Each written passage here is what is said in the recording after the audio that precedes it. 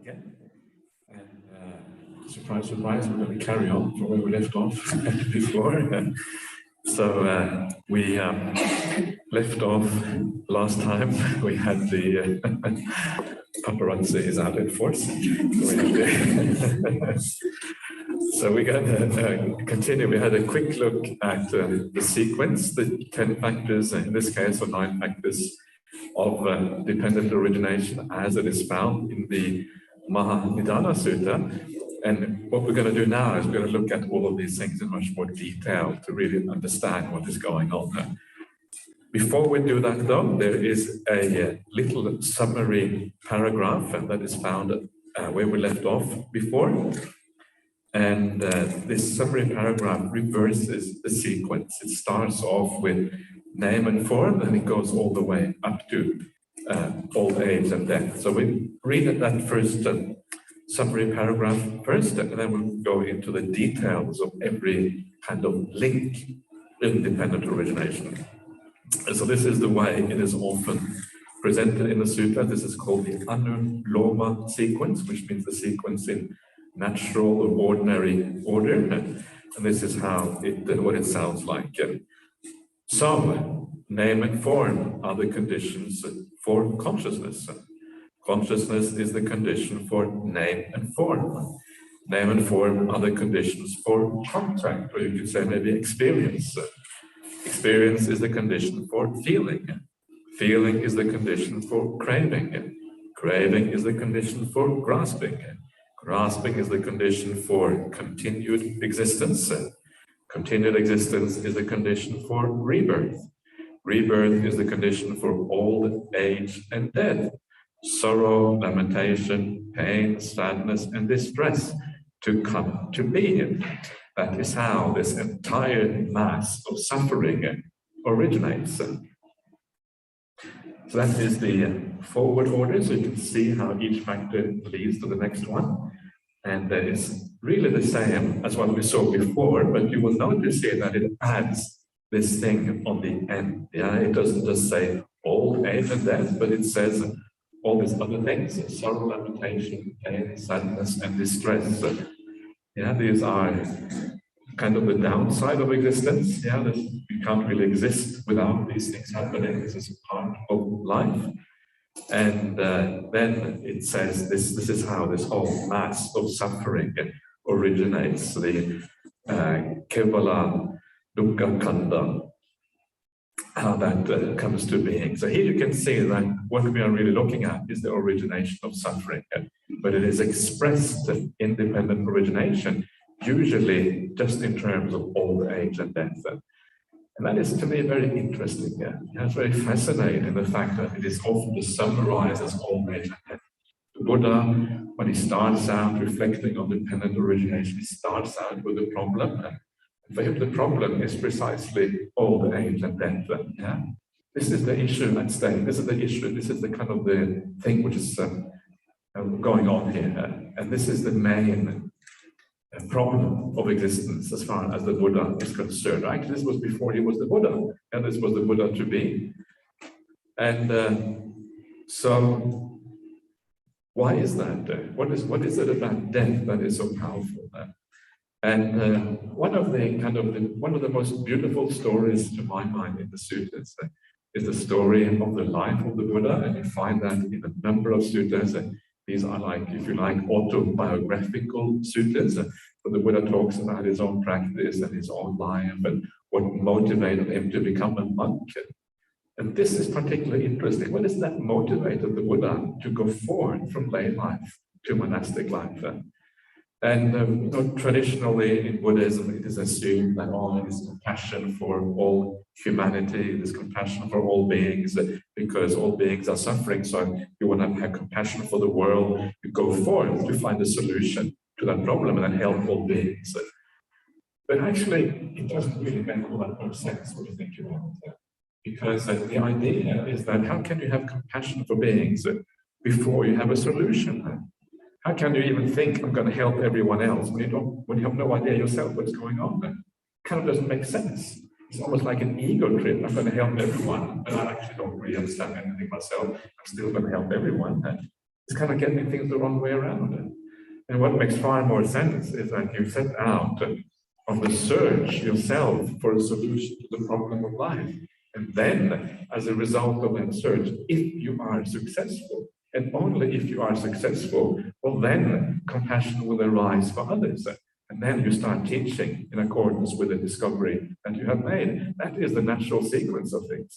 But the idea of starting out with compassion when you are just as much in darkness as everyone else doesn't really kind of hang together very well. And so much of that extended or developed Bodhisattva idea, which came later on in Buddhism, you can see that it doesn't actually really fit with how the suttas teach how the Buddha to be decided to go forward and these kind of things. So what was it that motivated the Buddha if it wasn't compassion? And it's actually very clear in the suttas what motivated him. Yeah, this is found in the famous Arya Pariyesana Sutta, which means the noble search. And there's two very interesting suttas found in the Majjhima Nikaya, the middle-length sayings, that I really would recommend you to read. They're very beautiful suttas about the Buddha's life. That is Majjhima Nikaya 26 and 36. One is called the Noble Search, that's 26. And the other one is called the Maha-Saccaka Sutta, the greatest sutta to Saccaka. It's number 26 and 36 in the middle-length sayings of the Buddha. These are about what happened, what motivated the Buddha, what made him decide to become a monk, and then also a little bit about what happened afterwards as well. And in this sutta on the noble search, the Buddha distinguishes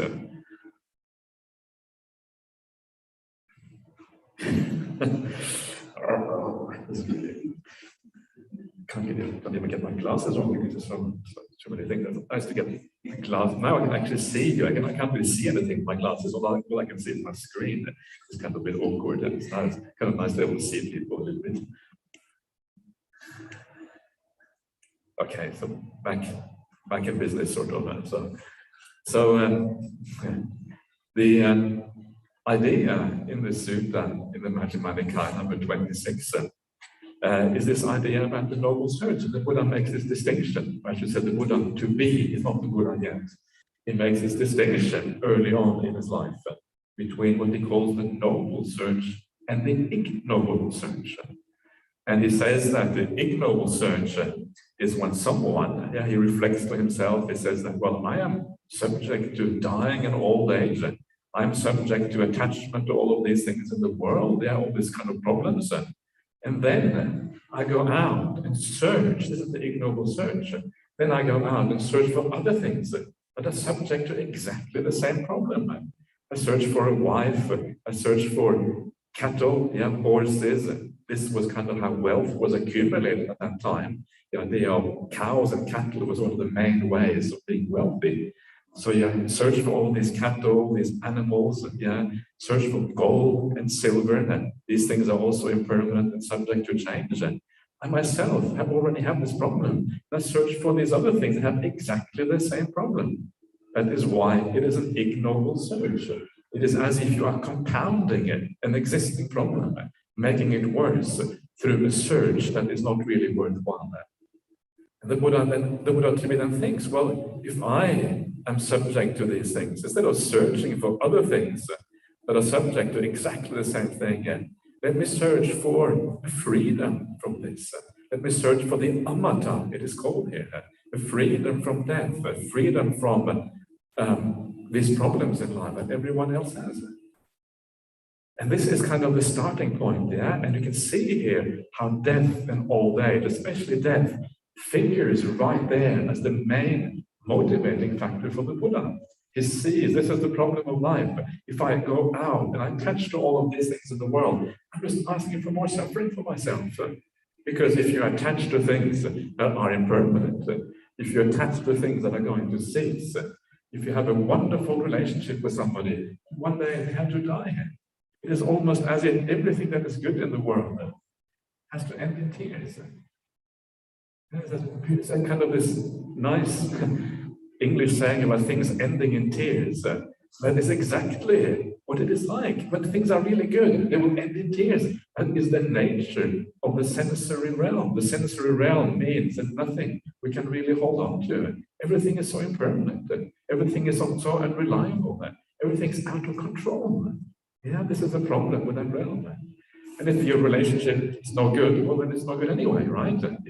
It's kind of pointless. So either way, you lose. Yeah. And this, when you think like this is how you end up in these kind of roles. Yeah. This is kind of what happens.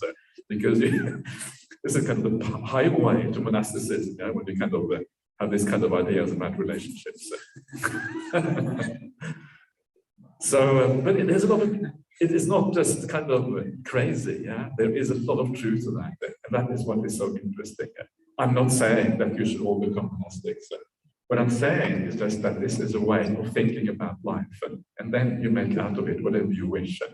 And it is certainly possible to live a very fulfilling life as a lay Buddhist as well. It doesn't mean that I expect you all to line up after the retreat and I will take out the scissors and the razor and shave off your hair. Well, Anne-Marie, you already kind of got to that stage, so you're okay, and you don't have to line up. But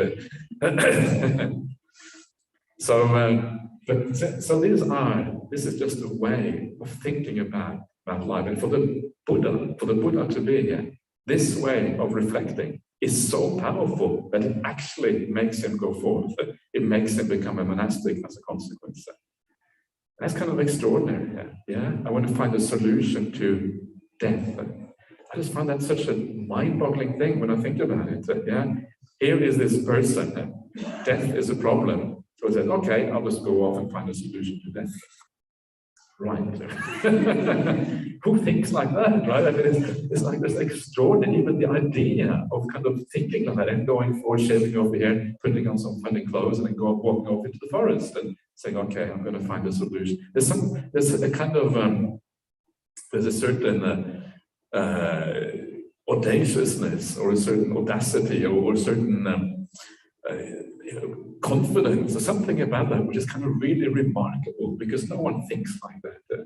And if it's someone here in Belgium, you met someone and they, wherever you're from, and then they say, oh yeah, I'm just going to walk off into the Ardennes forest, and I'm just going to find a solution to death. And you think they're crazy. Yeah, think, please let's go and see the psychiatrist first of all, because this sounds like it's dangerous. So there's something very, very powerful about that. And this, I think, says something about the Buddha to me. Here is someone with very powerful spiritual qualities that enables a person to actually make a decision like this. It's an extraordinary thing to even think of, at least to my mind. I could never do this unless I had the Buddha's teachings to become a monk. I would never even have thought of walking off into the forest and finding a solution to these issues. And of course, it helps when you have a society around you. And this is one of the conditions that were very special in India. In India, you had an ascetic society. Asceticism, becoming a monastic, was very highly regarded, and people would support you and would kind of give you, if you walk into the village, they would give you support, they would give you food for the day, and they would do these things. That was one of the conditions that made this possible in India.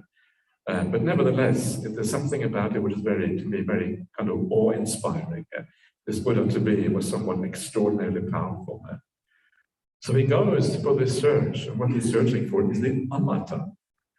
Now you will notice the word amata is very often translated as the deathless. Yeah, but actually the deathless is a dangerous translation because the idea of deathless, it sounds like some kind of state that you're going to attain, the deathless state. It sounds like something kind of tangible, some kind of future existence that's going to last forever, and you don't have to die anymore. But actually what the Buddha is searching for here is not really that kind of state. What he's searching for is a solution to a problem, and the problem is death. So amata really means the freedom from death. That is what it must mean. The context makes it absolutely clear. So this is the kind of little thing, when you see these little things, it then makes this terminology much more clear what it means elsewhere in the suttas. Because you come across the things like amata, and people say, oh, look, amata, it must mean the deathless. Yeah, this is a state, this is kind of a permanent existence, you're happy ever after, so to speak, kind of thing. But actually, no, contextually it means a freedom from a kind of suffering. That is what the Buddha to be is searching for. And then, of course, he goes forth. He goes forth and he searches, and the first thing he does, he goes to the existing spiritual teachers at the time. And there were some famous spiritual teachers in ancient India, and two of the most famous ones were known as Alara Kalama and Buddha. And you find them mentioned in the suttas, the Buddha to be, he goes to these teachers. And this is also to me very fascinating. Here is someone with very powerful spiritual qualities, but he doesn't just set off on his own. He goes to see what the world has to offer. He sees how far will these teachers take me on the path. And there is a kind of humility about that. There's not too much hubris. I think sometimes in modern society we suffer from too much hubris. It's like, yeah, I know it all. I'm going to do it by myself. Get out of the way. This is my life. I'm going to sort it all out. And there's kind of too much kind of sense of self sometimes, and that sense of self gets in the way for a reasonable approach to a spiritual path. A reasonable approach is to see what is already available. And then, after practicing with these two very famous monastics at the time, and then also other monastics according to the sutta, then he decides that there is no solution there. Then he goes out on his own. And lo and behold, through his awakening experiences, he finds the solution that he's looking for. He finds the solution to death. It's kind of find a solution to death. And this is really the solution right here. It is staring us in the face right now. It is dependent origination. This is really where the solution lies. He understands the causality of what leads to death and what then to do to avoid death in the future. And so what this says to us, and this is not just in this sutta, there's another sutta as well called the Sukkama Sutta found in the Anguttara Nikaya 3, number 39 or thereabouts, in the numerical discourses of the Buddha, 3rd chapter, 3 is number 39. And in that sutta, the Buddha says he was living in the home life. And he had a very good home life. He wasn't a prince like in later legend, but he certainly had a very kind of luxurious upbringing for the standards of that time. He had 3 houses, one for the rainy season, one for the winter season, one for the summer season. These were stilt houses, built on stilts, so to avoid the monsoon rain. He had best kind of cloth. This was Benares cloth. If you've been to India, I've been to Benares and Varanasi in India. If you go to Varanasi in India, I was in Varanasi some years ago, and I went out into the street, and lo and behold, one of these local Indians grabbed hold of me. He said, Sir, we have cloth for you. He has special Benares cloth. And it was like being transported back into the suttas.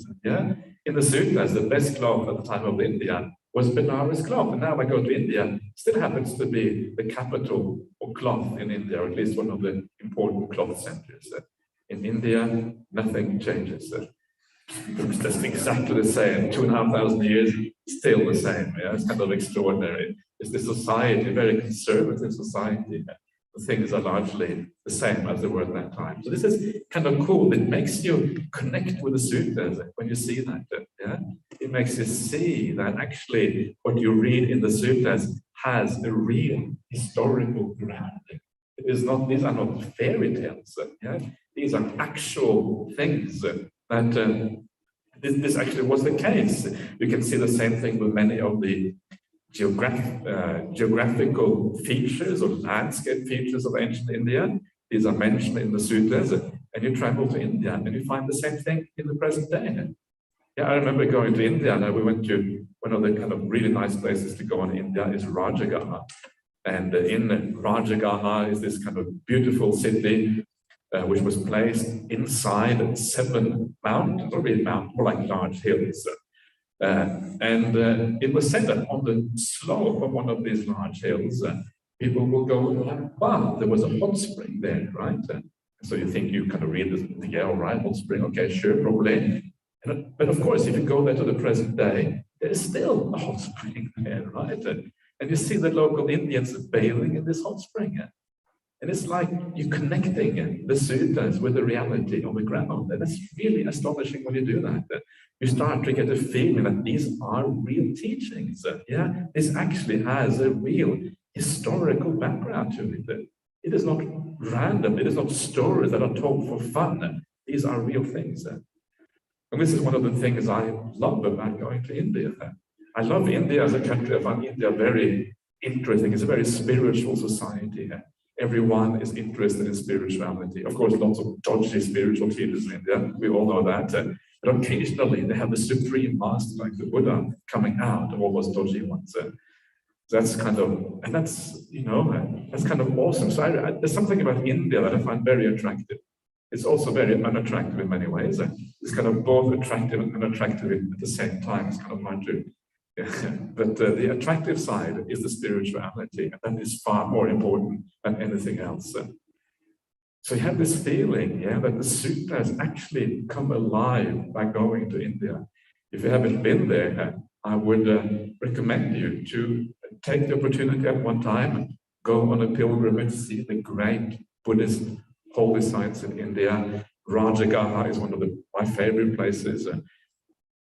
We go to Bodh Gaya, of course, even though it's a bit of a tourist trap these days. It's still kind of nice to go there to get a feeling for the place. There's 4 places the Buddha said we should go to, right? Where the Buddha was born, where he got awakened, where he taught the first discourse. That is Saranath in Varanasi, Benares, according to the British, but Varanasi according to the local language. And that is also a very beautiful place to go, the Deer Park in Varanasi. And of course, then there is the place where the Buddha passed away in Kushinara, which also is quite a nice spot, actually. So it is very useful to go there. Also go to some of the other places. Rajagaha, I was just saying, where you have the Vulture Peak, where the Buddha stayed a lot at that time. You have Bimbisara's bamboo grove and the Veduvana, very important monastery for the Buddha in those days. So it all brings it alive when you see these things, and you see that these things are actually real. You go to where the Sakapanya Sutta was spoken. This is found in the Digha Nikaya, the questions of Sakka. Sakka is the Lord of the gods, and the Buddha was staying in a cave, and that cave, you can still see it, and not so far from Rajagaha, a few kilometers outside of Rajagaha. Go to this cave, and this is where the Sakapanya Sutta is supposed to have taken place. It's kind of extraordinary to go to these places.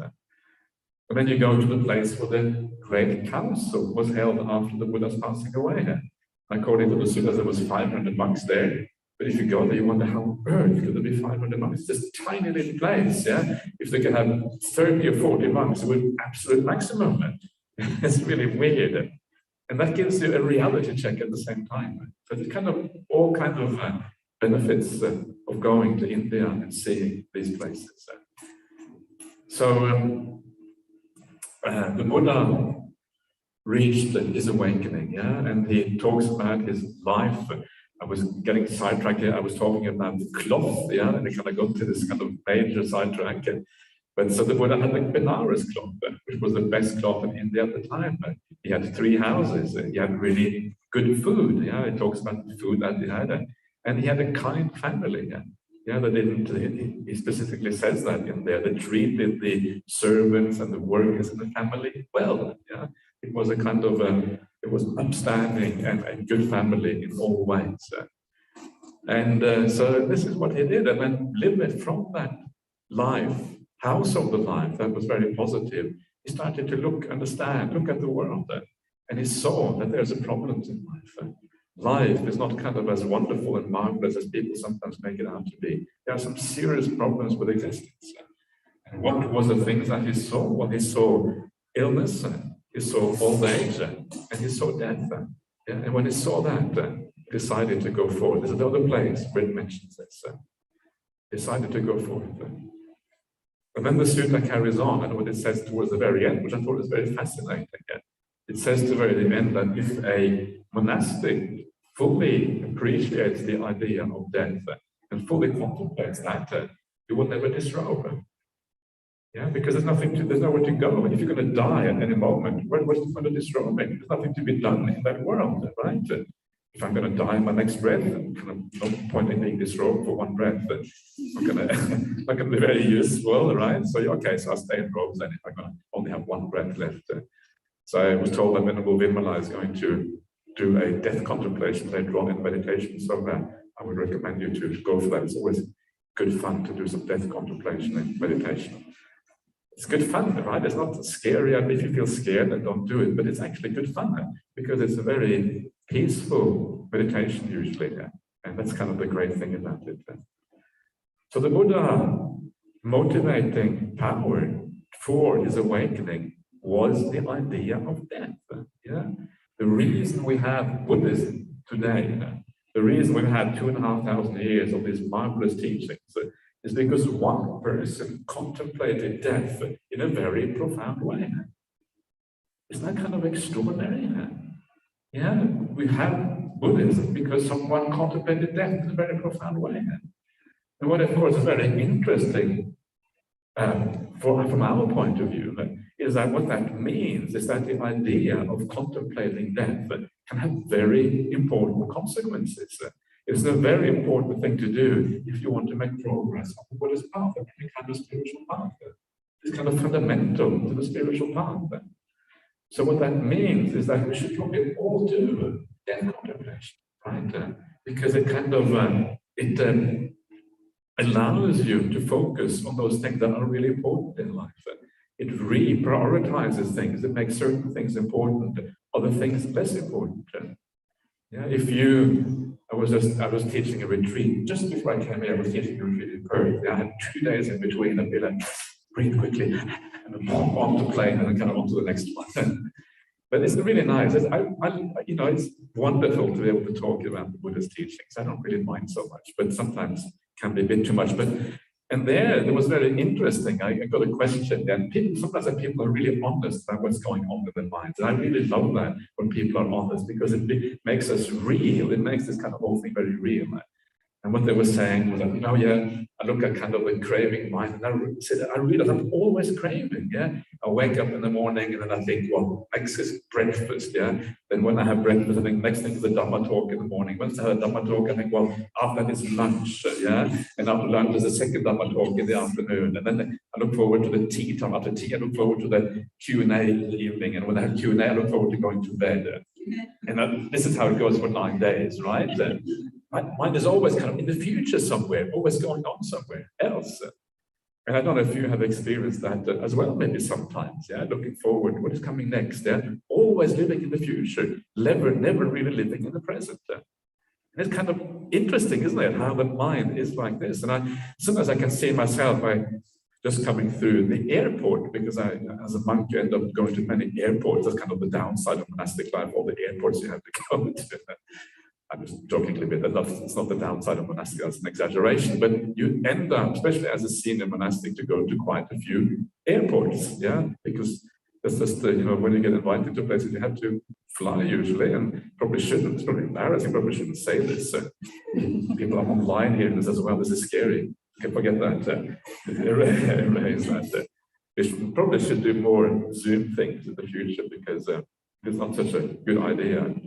But I've noticed airports are places that are not very pleasant, in my opinion. And it's very easy to think of them as noisy places, people running around, kind of hectic places, and all of these glaring shops that you have in airports that they're shouting at you, buy here, buy this, and all these kind of luxury goods that are really completely useless in life, all of these kind of things. And you just don't really want to be there. And I can see myself as kind of walking a little bit fast just to get out of the airport. And then that is exactly where your life is being lost.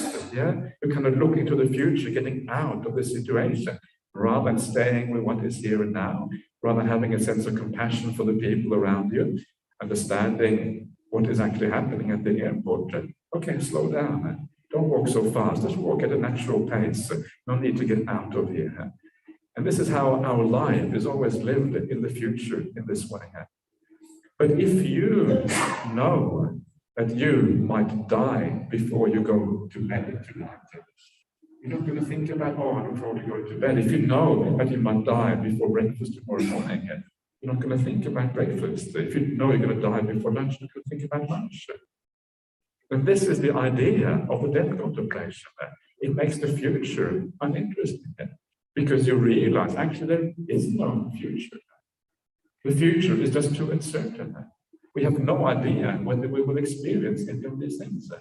We think we will, and that is the delusion. We just don't know. That is the reality.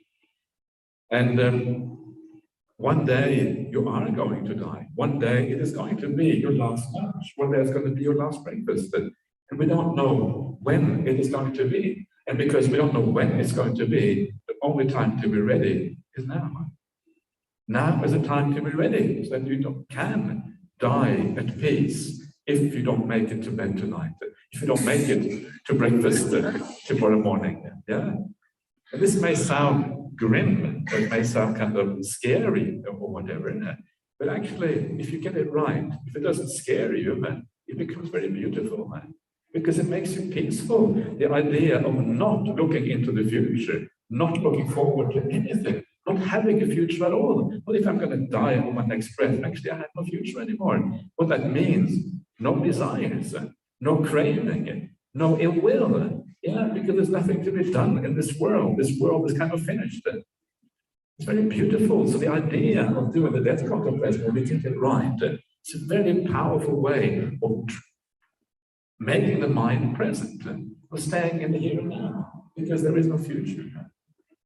And sometimes you can use this kind of idea in your meditation practice. Yeah, you can use it as a kind of contemplation. I have no future. There is no future. I have no future. And if you have no future, then of course that is where mindfulness starts to rise. So you can use that as a kind of mantra. Actually, I have no future. I don't know if I have a future. And even if I do have a future, it's actually very uninteresting. Because what is that future anyway that we have? It's just more of the same, right? More problems, more of the world, more wars in Ukraine, more climate change, probably more COVID. This is one COVID, another one coming around the corner, more cancer, more people dying. This is the downside of life, and this is the reality of life. These things are, of course, yes, there is a bit of joy in between, but it's always punctuated by kind of this kind of disasters and problems in the world. There isn't really any future in the sensory realm. And the reason there is no future is because there is no solution in that realm. In the sensory realm, there's no solution. It's going on and on and on with new problems to solve, new things to sort out. You sit in a meditation, now I've got the solution to that problem at work. This is what I need to do. Don't think like that, because after you have solved that problem, there will be another problem waiting to be solved. And so it goes on forever. And we've already been doing this for lifetimes already. Do you really want to carry on solving those blooming problems? It's madness, right? When you start to understand what is going on. So there is no future, because there's nothing really interesting in that world. It's just more of the same, going round and round and round. And if there is no future, there's only one place to be, in the present moment. These are the ways to think, to make the present powerful, to make the present interesting. It's not to make you depressed. There is no future. Oh, no future. I feel so depressed. I feel so sad. Actually, it's good. It's a positive thing, because it makes you more able to stay in the present and stay in the here and now. So this is a way of kind of bringing yourself back in this way. The other thing that I always like to think about, I think it's kind of useful to talk a little bit about, bring the meditation into these things as well, because this is really, we try ultimately to make our meditation more powerful, more deep, through the right kind of reflection. And that is to remember that you don't create your future by thinking about it. We tend to think that if I think about the future, if I plan my future in the right way, if I kind of sort everything out, then I create my future. If I'm going to build a house like that, I'm going to have this kind of holiday overseas, I'm going to go on this retreat with Vimala, maybe whatever, And the future is always planned. Yeah, we think that this is how we make the future, by planning it, sorting out the problem, thinking about it. But that is not how you create the future. Well, you are creating it a little bit, but actually it is not all that interesting. The real future, if you want to create a future, it happens in the present moment. It happens what you do now. It is now that you create the good causes within you that really create your future. If you can have a good intention now, an intention of kindness, an intention of generosity, being peaceful, letting go of the world outside of you, that is called good karma. You're building up good qualities in your mind. And those good qualities in your mind, that is what is going to make your future. Because what really matters for how you feel about yourself in the years ahead, in the decades ahead, is your mental state. It is not the world outside. Your future is made in your mind, not in the world outside. You can have the greatest house in the world, the most wonderful relationship, but if you are depressed, you may still want to commit suicide if you are really in a bad way. Or you can be the poorest person in the world, but you are happy because your mind is in a good state. We create the future in our mind. This is within this life, even more so if you take into account future lives. If you take into account future lives, well, it is massively on the side of developing, making good karma, doing the good things now to build up the good qualities within that. But once you get that, why on earth are you thinking about the future? You can't do anything. The future is not going to be made by the way you think. The future is going to be made by dropping that thinking and instead staying in the present, being peaceful, having good qualities in your heart, being kind, and all these kind of things. That is how you make the future. You turn your mind around, and by thinking about things in this way, suddenly you actually allow yourself to become peaceful because you understand where things are done, how to do things in the right way. Then things start to come together. This robe is terrible. We talk about no attachment. There's one thing I wish would attach a little bit more. That's the robe would attach a bit more to my body. That would be very handy. So there's some good attachments, right? Mostly bad, but the occasional good attachment. So, okay, stay. Don't go anywhere here. See what happens. I'm not sure if the robe is listening to me. So this is the idea of using these are all part of death contemplation in a sense. Yeah, the idea that there is nothing really interesting in the future, and all of these things, they kind of come together in the idea of death contemplation. Death contemplation is extraordinarily useful, and I would really recommend you to make something out of it if you can. And the idea is to make it real, yeah, to really feel that you could die, say, next week. Yeah, if you're able to bring it even closer, you could die tomorrow. If you knew you were going to die tomorrow, what would that do to you? If you really knew, imagine that you have some kind of illness and you know that tomorrow is your last day. What does that feel like? Imagine yourself on the deathbed. This is the end of your life. What does that feel like? Make it real, really real. Not kind of somewhat real, absolutely real. And once that feeling starts to sink in, you start to become peaceful. Meditation starts to happen. One of the very interesting things about meditation practice is that it is actually very similar to dying. Dying and meditation are very similar to each other. Sometimes people say, oh, in that case, I'm not going to meditate anymore. I'm out of here. Okay, bye-bye. But please don't go too quickly. Listen a little bit more before you go.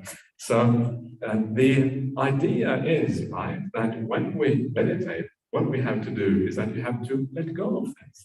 You have to let go of the world. If you don't let go of the world, the mind is not going to be peaceful.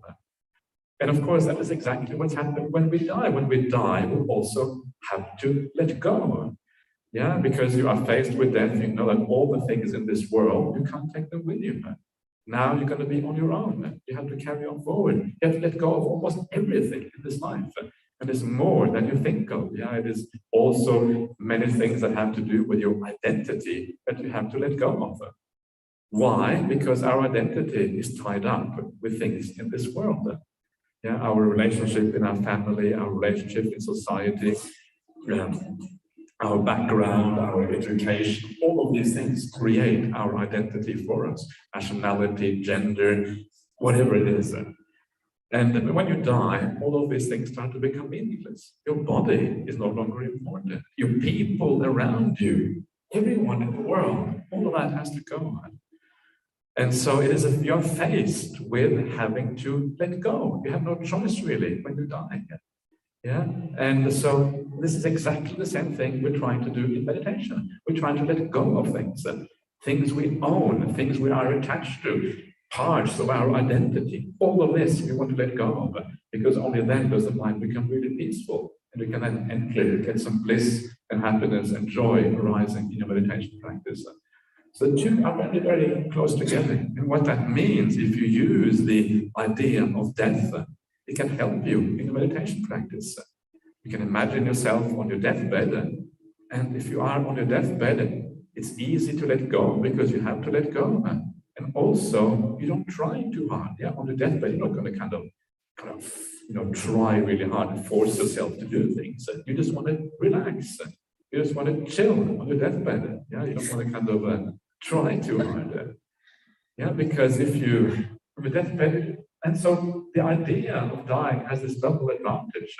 It helps you to let go. It also helps you to relax because you relax on the deathbed. Yeah, so that's the one side of the story. The other side of the story, by thinking about this in this way, and by learning how to meditate and be peaceful, you're also preparing yourself for dying. So you're using the death to help the meditation. You use the meditation to help you with dying eventually. The two things kind of go together. And it takes away the fear of dying to a very large extent. If you are peaceful, if you are relaxed, if you have good qualities within, you're not going to be afraid of dying, because you know that you're going to have a good future. Kind of is almost like intuitive, yeah? And so you know things are heading in the right direction. So death contemplation, very, very useful for meditation practice. So try it out, and I will leave it to Venerable Vimala to guide you in that and see how things go. So you can also use the idea of death more in a daily life. Yeah, like in the morning, you can remind yourself, I could die today. Sounds very depressing, yeah, but actually, no, it is very useful. I remember there was a man who was originally from Sri Lanka. He was living in Australia. He was a psychologist, and he told me that every day when he left his house, he reminded himself, I can die today, so I have to say goodbye to my wife and my kids in a good way. Yeah?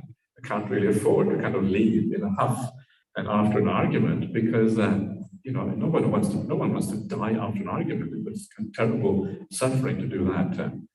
On your deathbed, are you going to argue with people, or are you going to say, okay, no, let's just be peaceful? You're not going to argue with people on your deathbed. It's kind of crazy to do that. So you can use it in daily life. You can have this kind of idea in your mind at all times, because it helps you to prioritize. It helps you to kind of lean in the right direction towards kindness, towards peace, towards non-craving, towards non-ill will. These are all the fundamental qualities of the Dhamma. The Buddha specifically says that non-ill will and non-desire are two of the four kind of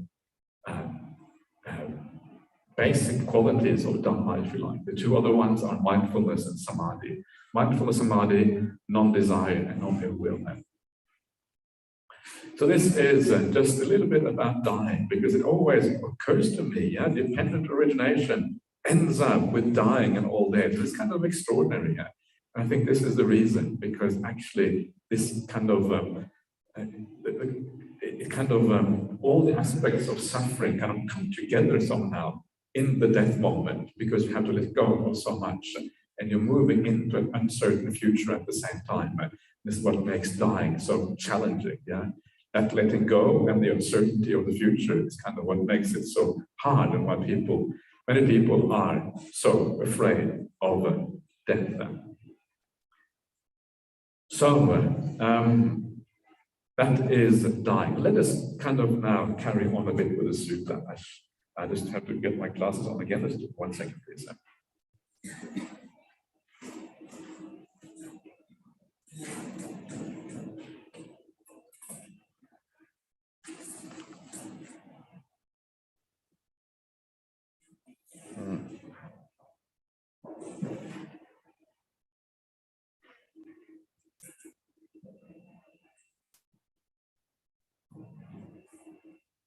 Okay, good enough. Good enough. So let's carry on. So we have come to this idea of old age, death, and all these things. And then the Buddha says that rebirth is the condition for old age and death. That's what I said. And this is the way to understand how this is so. Suppose there were totally and utterly no rebirth for anyone, anywhere. That is, there were no rebirth of sentient beings into the various realms of gods, fairies. That's kind of a nice translation, isn't it? Fairies, spirits, creatures, humans, quadrupeds, birds, reptiles, each into their own realm. When there's no rebirth at all, with the cessation of rebirth, would old age and death still be found? No, sir, says Venerable Ananda.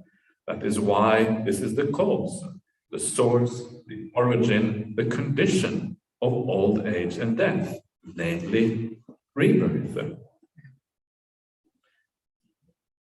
Yeah, so the cause of old age and death is birth or rebirth, and it's kind of obvious when you see it like this.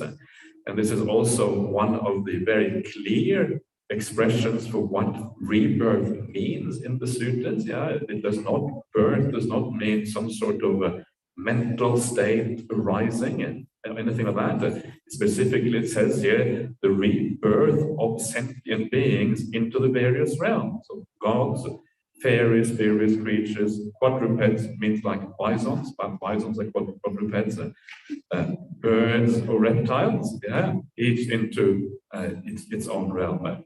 Like fairies, that's quite cool, isn't it? That fairies are in there. This is the Pali word Gandapa. Gandapa actually translated as fairy. And they are a bit like fairies because they kind of play the little instruments, yeah, that kind of stuff. So this fairy is not a kind of nice translation, actually. Yeah. Anyway, so we're clearly dealing here with actual rebirth. It's not some kind of a metaphorical idea of the idea of rebirth. But it's also very interesting, the idea where the Buddha says that well, the cause of suffering is rebirth. There's something, again, very kind of extraordinary about that. Because ordinary, if you ask people, you ask someone on the street, what is the cause of suffering? No one would say birth.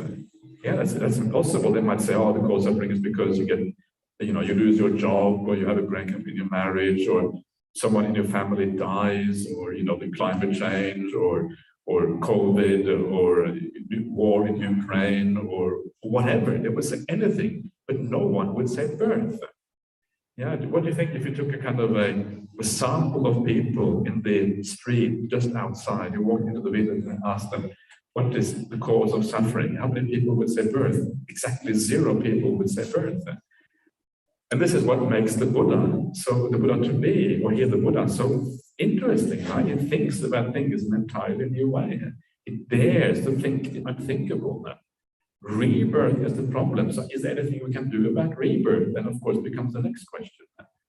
And so this is kind of the way of thinking which makes someone special. It's very strange because when you read Dependent Origination, it kind of doesn't stand out as anything particularly profound. Yeah, okay, yeah, birth is the cause, everyone gets that. Yeah, okay, next one.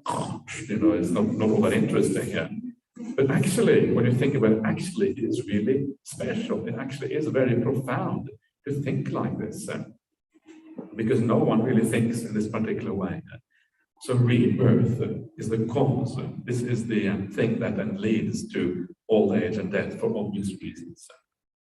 So then the next question becomes then, well, what is the cause of rebirth? Yeah. So the Buddha goes on. He says, continue existence is the condition for rebirth.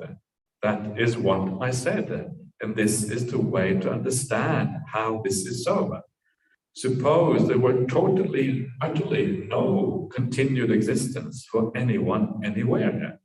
That is continued existence in the sensory realm, the realm of form, or the formless realm. When there's no continued existence at all, with a cessation of continued existence, would rebirth still be found? No, sir. That is why this is the cause, the source, the origin, the condition of rebirth, namely continued existence. So this is a little bit strange, perhaps. What does it mean that continued existence is the cause of rebirth? How does this make any sense? And here what we need to do, we need to understand what is actually meant by this idea of continued existence. The Pali word is bhava, and bhava really just means existence, but I think it's quite nice to call it continued existence because it gives a sense of something moving, something going on, something developing to something else. And here it is defined as with three terms: the sensory realm. Yeah, it's called here the sensual realm, but I think the sensory realm is probably a better, easier way to understand this. He says here the realm of luminous form, which is quite nice because these are the very high realms of meditative attainments. So they are special kind of form, luminous form, and then the formless realm is the third one. But really, this could really be expanded into any kind of existence that we have. Yeah? And what is important to understand here is that existence really has two characteristics to it. One is the fact that right now we are all humans. We're all here together, so we exist in a human existence, right? This is kind of where we have been reborn. So we're all part of this human existence together. But there's another way to think about existence, and that is where you are in your mind. What is your mental state? What does your mind incline to? Yeah, what are the kind of things where you hang out in your mind? That is your mental existence.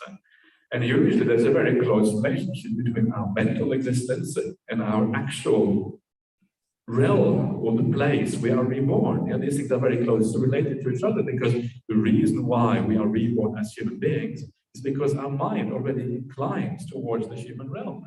Yeah, so that's why we get reborn in this particular realm. But our mental existence can also be separated from where you are reborn. So just because you are human in bodily form does not necessarily mean that your mind exists in the human realm.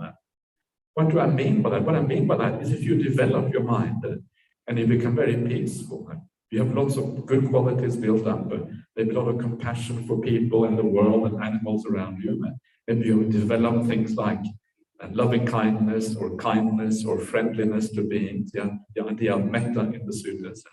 If you develop these things, it's as if your mind is elevated to a higher realm. Yeah, even though physically you're still in the human realm, mentally you're inclining towards something higher. So your mind is actually elevated or established somewhere else.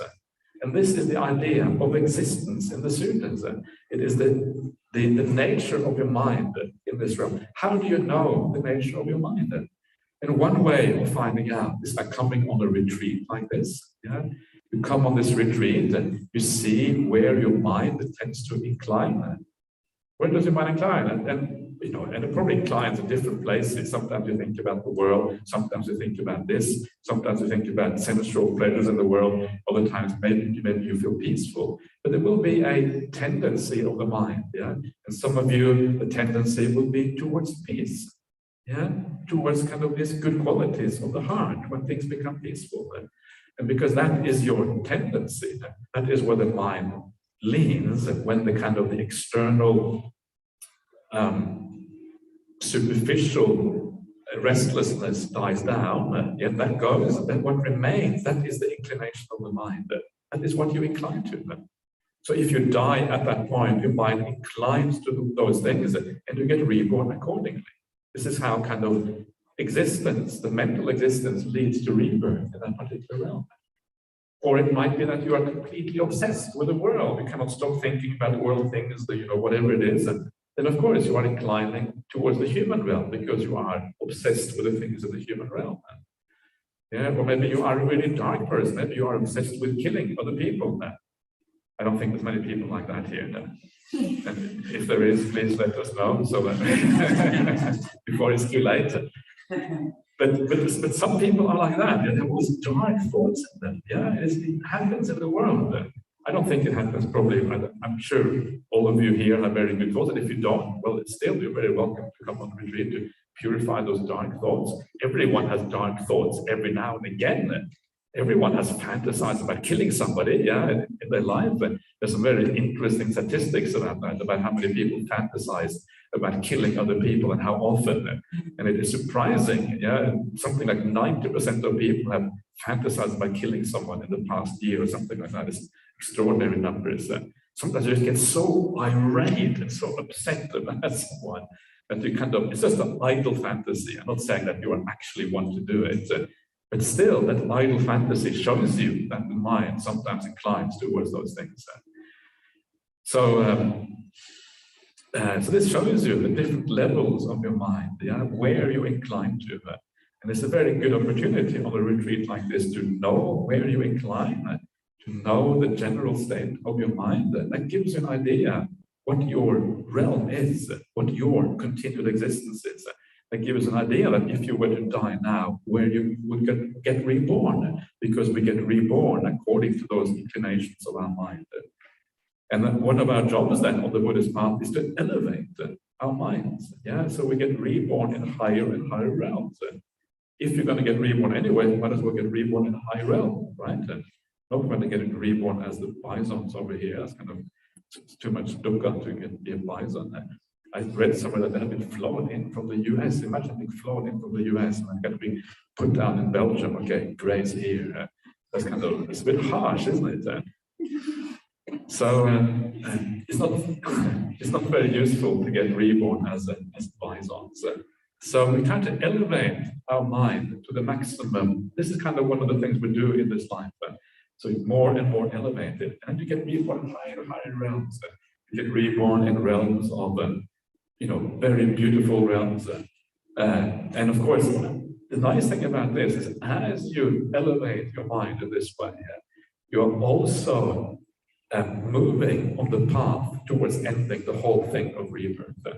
So if you don't make it all the way to the end of rebirth, if you get reborn in a nice realm, that pathway that leads to getting reborn in a nice realm is the same pathway that eventually also leads to the end of rebirth altogether, the end of all suffering. So we're on the right track. So you know that mind, which is peaceful and full of good qualities, is a mind that has this double benefit: good rebirth and leaning towards awakening itself. So this is the idea of continued existence, how these things go together.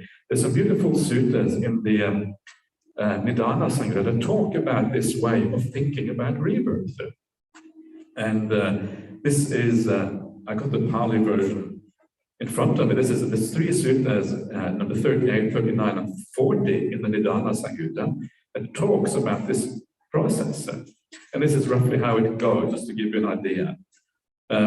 It says that whatever you think, you intend, ceteti is to intend, whatever you plan, whatever you have as an underlying tendency.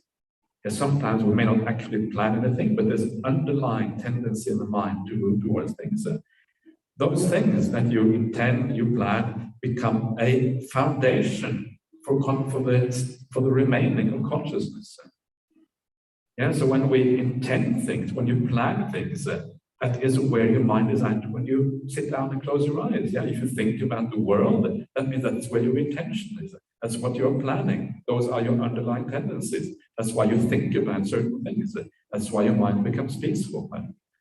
So all that planning and thinking becomes the foundation for the station of consciousness. It's like your mind is stationed in that place.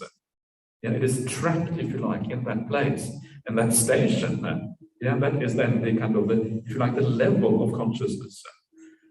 Because when there is a foundation, the mind is stuck, yeah, or standing at that point. When the mind is standing in a certain point, then there is growth, and then there is nati. Nati means an inclination of the mind.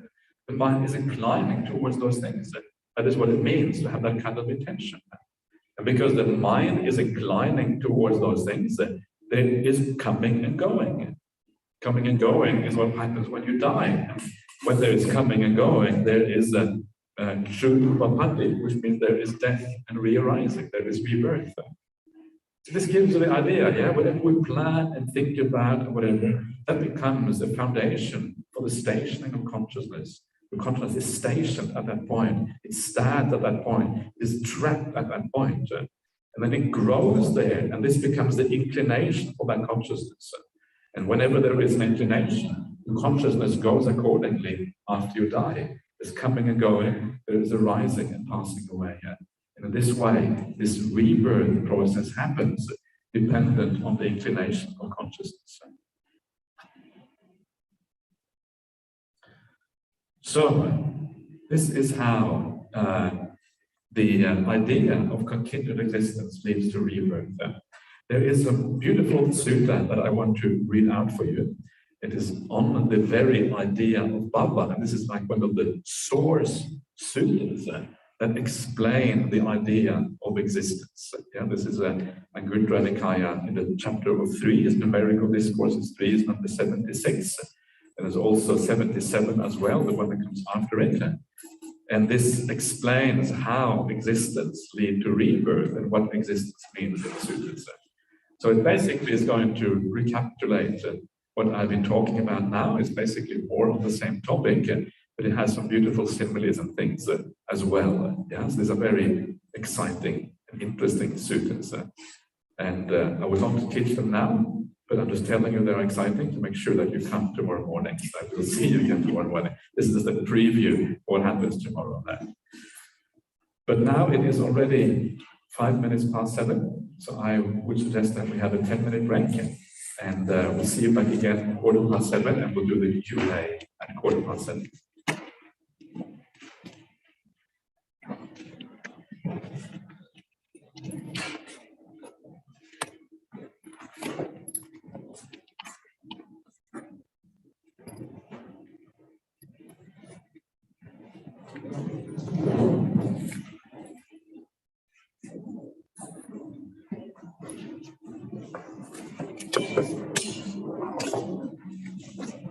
Okay.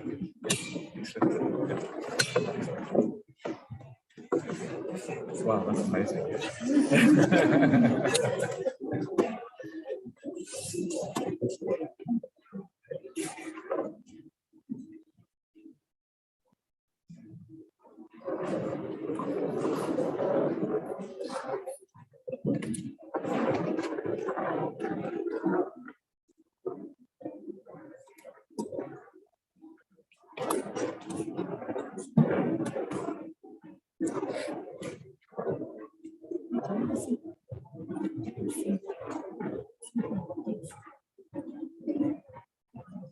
Oh, okay, whatever. Yeah. Yeah. It might move around exactly. Yeah. Never mind. I'll find a way.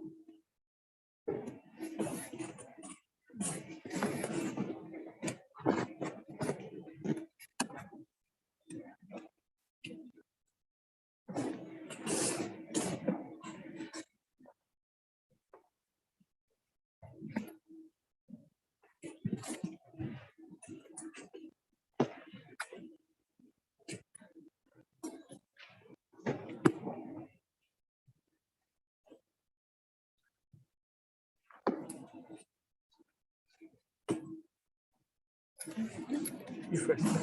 You start after. Go for it.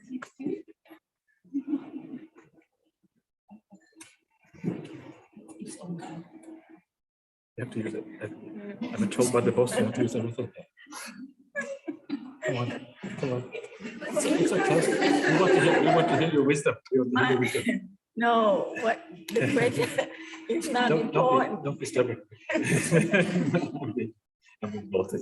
That's good. Excellent. Wonderful. Now what I do? I think too small. That's good. Huh? Yeah, that's good.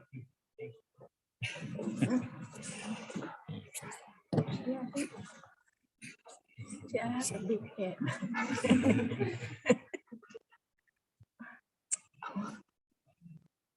Oh, what is it for?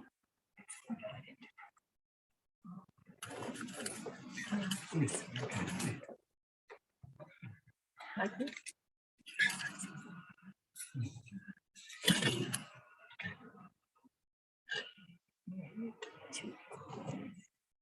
No, that's good. Go for it.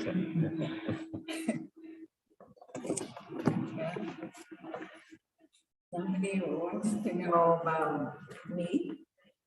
Can I read it? It's on. Oh. Yeah.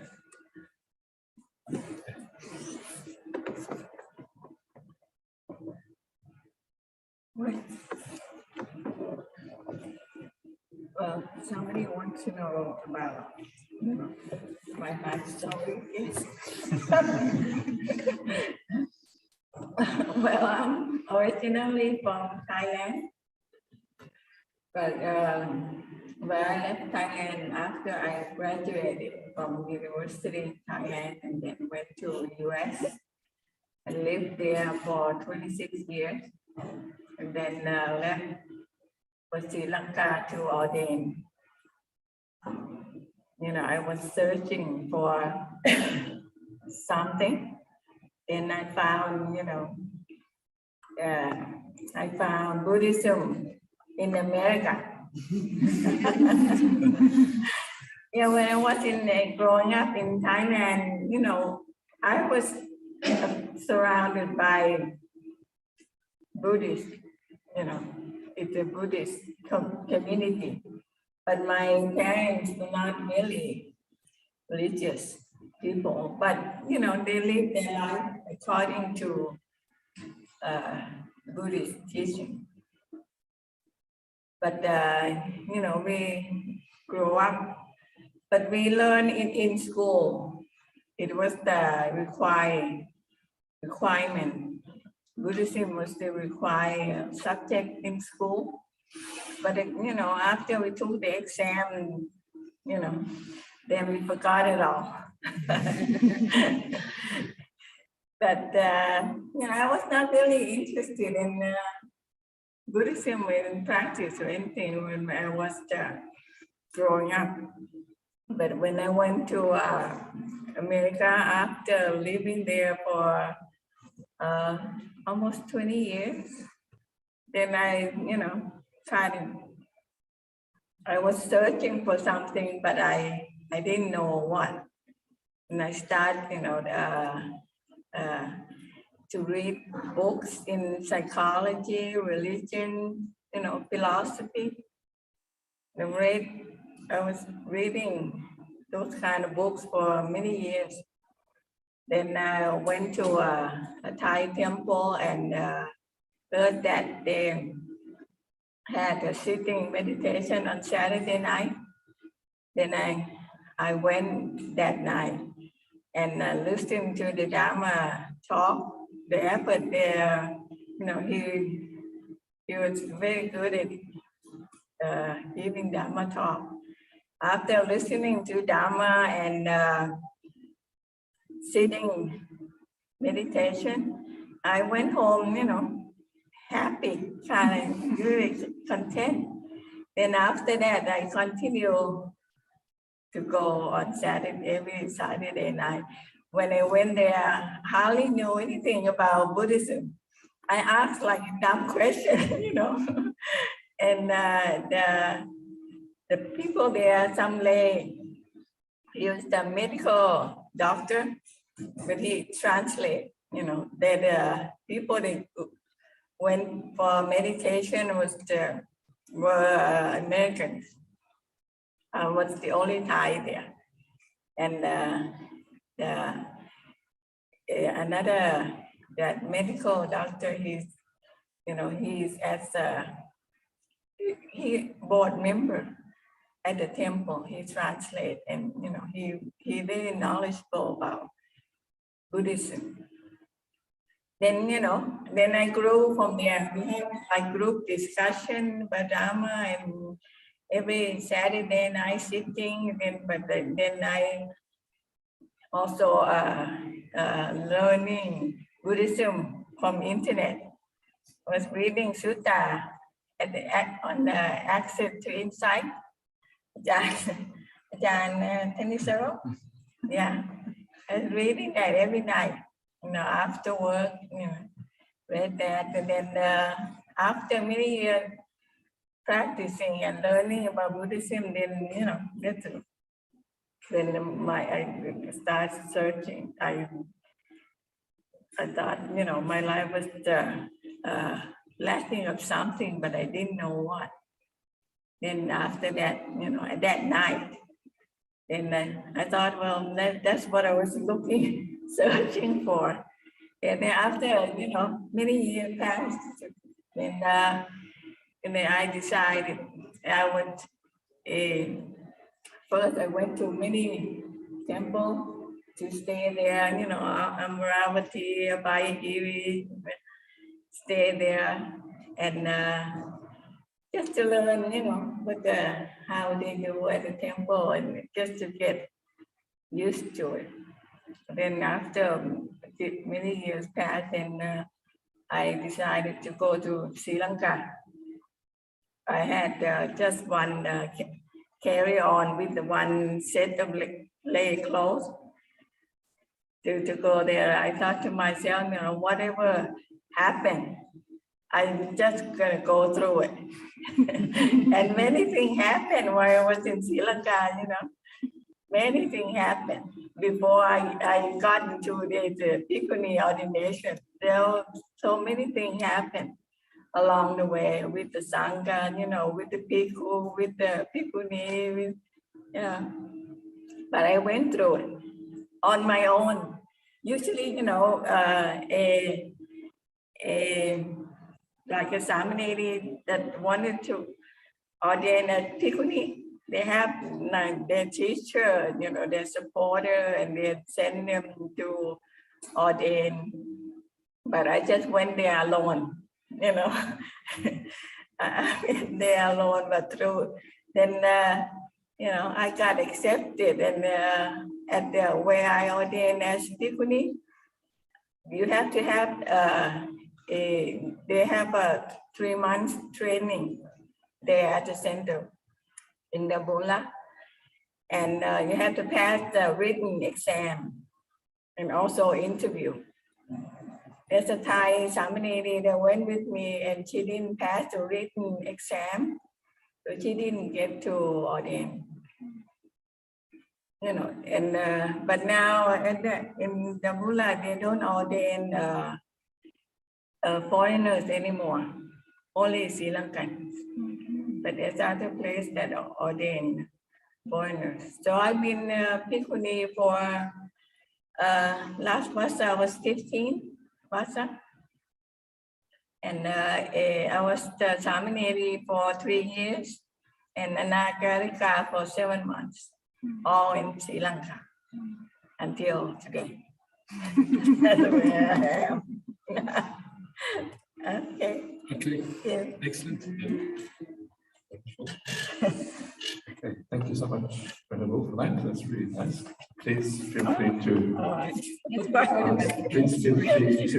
ask questions. I think both Venerable Syrian and Venerable Vimala were very happy to ask questions as well. Ask questions as well. So please feel free to ask. I hope I didn't touch anybody. You're right. All right. Okay. Yeah. 24 questions on Really? Okay. Okay, so that means we have exactly 1 minute and 40 seconds per question. Okay.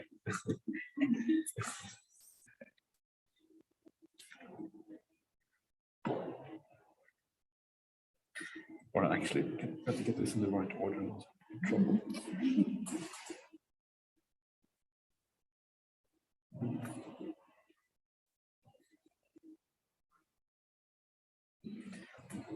Okay.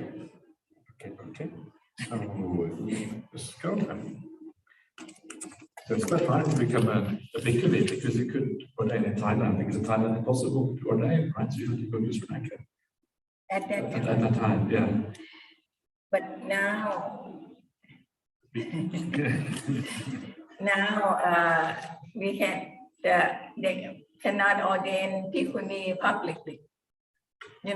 You have to ordain quietly in your temple or anything, because the senior monks, they call it paṭicca-samuppāda, they prohibit us to ordain bhikkhuni in Thailand.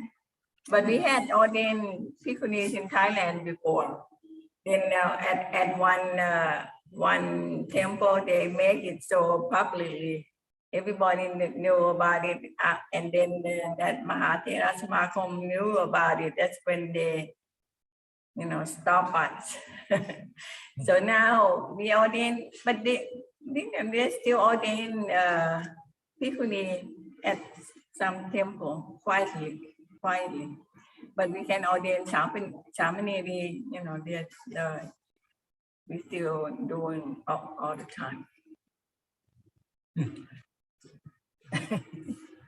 Yeah, thank you. It's hard. Yeah, it's so difficult because it's still quite new, the whole idea of bhikkhuni ordination.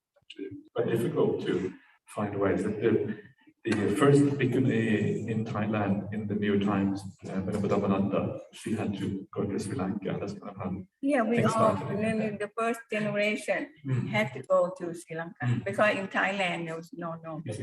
Yeah. And her mother. In Taiwan.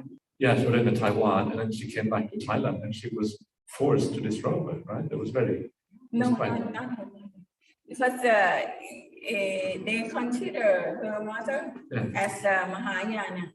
Then didn't force her to disrobe it. No, she was no, okay. No, Okay, doesn't. Okay, all right. Okay. But they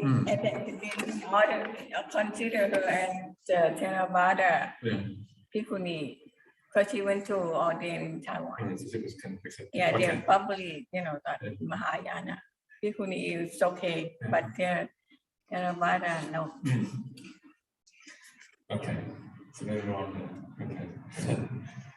So if there wasn't enough dukkha already, added the dukkha by this kind of hierarchical enforcement of various things. Okay, so let us start the questions.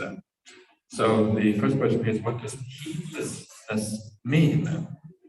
If I may ask a personal question, why did you become a monk? Oh dear. Okay, can craving to come out of dukkha be a good motivation? Okay, so what does heedlessness mean? And heedlessness means that you are not, heedlessness means you are not careful.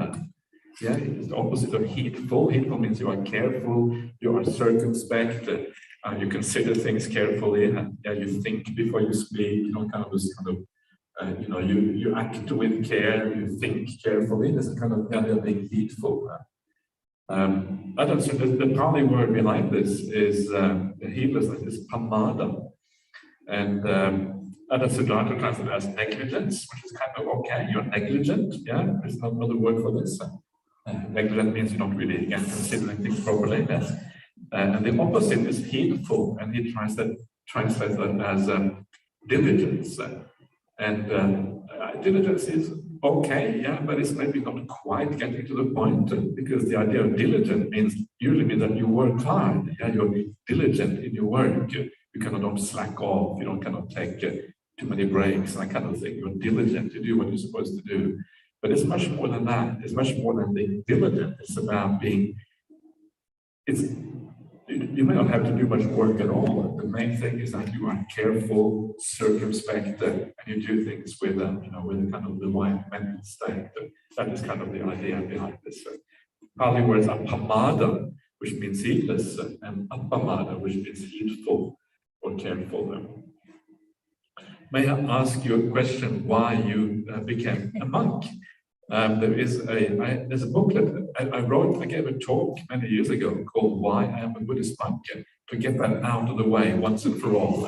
Because everyone keeps asking, why are you monk? Why are you monk? After a while I get fed up getting this question. So I gave this talk, and that talk was then made into a booklet, and it's available as you can find a PDF online, and you can read online. Just search on Why I Am a Buddhist Monk. Put Brahmali in there, and you're in business, you can find it online.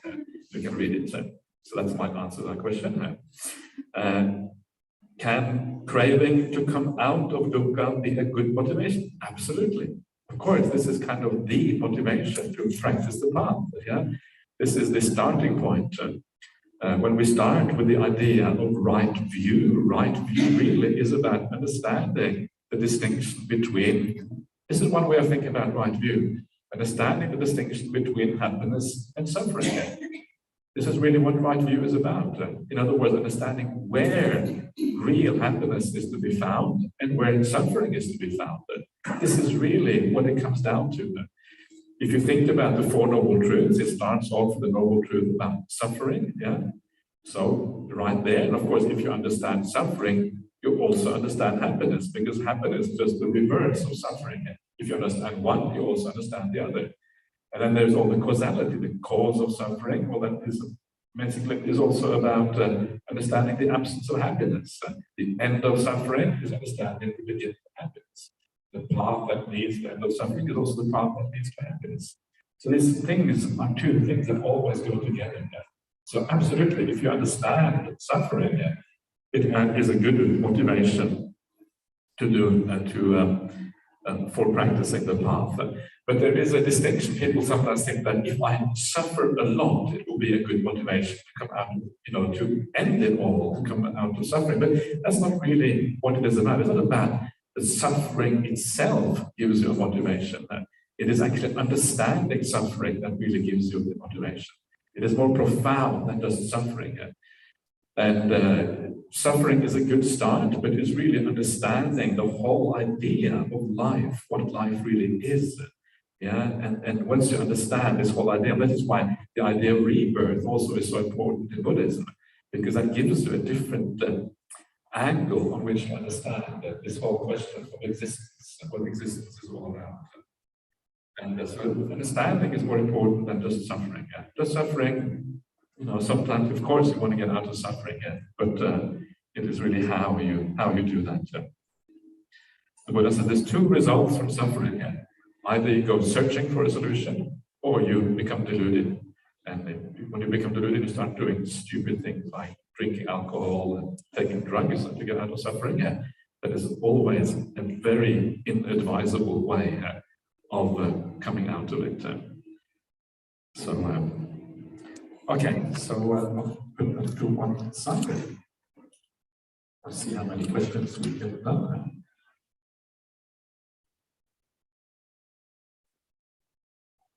Dear Bhante, I would like to start a meditation group where I live. I would really appreciate your advice on this. Okay, so I guess get onto social media and say, I'm starting a meditation group, would you like to come along? And people will say, I don't know anything about social media, but I guess that's what they do on social media. So do that, get onto Facebook or whatever it is that you use, or Instagram or whatever. Maybe TikTok is supposed to be the hottest right now. Make a nice TikTok video, and then kind of, from your room, your cushion and everything, and sit down, and then you kind of, so this is the space. So how I know? Because I'm alive in this world. That's how I like TikTok. How can you not know that these things when you are part of this existence? You don't do social. I don't do social media, but you still know that. It's like, how do you know about the war in Ukraine? It's just kind of, you just cannot avoid knowing these things. Sometimes maybe better not to know, but anyway. So so I think it's just a matter of getting finding some people who are interested, find a good space. Obviously, you need a nice space to do it. You can, of course, do it in your own home if you want to. If you want to bring people into your own home, and it's probably good to have some idea who they are. If inviting a large group of strangers might be a bit risky into your house. But so maybe you can also find a place, maybe like a community hall somewhere where you can meet together. That's also a possibility. And then you can do, have meditation together. And one of the ways of doing that is to have a guided meditation that you can maybe play for everyone to kind of be part of. Yes, you have a group to play a guided meditation. You don't have to play a guided meditation every time, but you can do it every now and again, just to give you some support, some reminders of the basic things. Maybe you can read something, from somebody that kind of inclines the mind in the right direction, give you kind of basic ideas. You can play maybe a short talk about meditation. There are short talks available on meditation, many different places, 10 minutes, 5 minutes, 15 minutes, or whatever.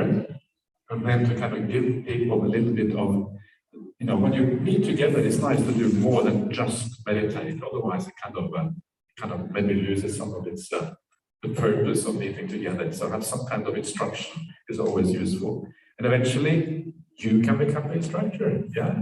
Once you feel confident, and you don't have to feel all that confident actually, because if you wait till you feel confident, you may never do it. Sometimes you have to do things a bit on the edge, on your kind of the limits of what you feel capable of. You have to live with a bit of a risky existence. If there's no risk in life is, you're not going to go anywhere. A bit of risk is important in life. And so I think that even as a monk, I like to take a few risks every now and again, do things that are a little bit mad. That's kind of a good idea. So that makes life more interesting. Like Venerable Vimala, who starts her own monastery, I think that's extraordinary to start your own monastery like that. I must admit, I really admire people who have the guts to do that sort of thing, because it's really difficult. And it takes a lot of courage to do this kind of thing. It's a lot of really hard work. And I just live with Ajahn Brahmali. Ajahn Brahmali does everything. I just sit there and don't do anything. Yeah, so it's really, to be the disciple is always really nice. Or Venerable Punseri also has her own monastery in Thailand, which is really kind of cool. Yeah, you go in the mountain boat. You forgot to talk about in the mountain boat. That's what, so you talk about this.